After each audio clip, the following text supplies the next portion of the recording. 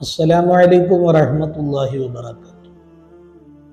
വെളുത്ത മുടികൾ കറുപ്പിക്കുന്നവരോട് പറയാനുള്ളത്, നബി സല്ലല്ലാഹു അലൈഹി വസല്ലമ തങ്ങൾ പഠിപ്പിക്കുന്നു, അവസാന കാലഘട്ടമായി കഴിഞ്ഞാൽ വെളുത്ത മുടികൾ കറുപ്പിക്കുന്ന ഒരു വിഭാഗം വരാനുണ്ട്.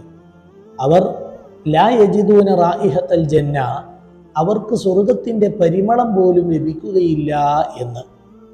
അപ്പോൾ അല്ലാഹു സുബ്ഹാനഹു വ തആല മനുഷ്യ പ്രകൃതിയിൽ വെച്ചതാണ് കറുത്ത മുടികൾ വെളുക്കുക എന്നുള്ളത്.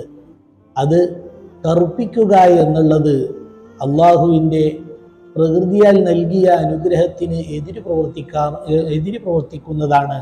ഒരിക്കലും അത് ഒരു വിശ്വാസിക്ക് യോജിച്ചതല്ല.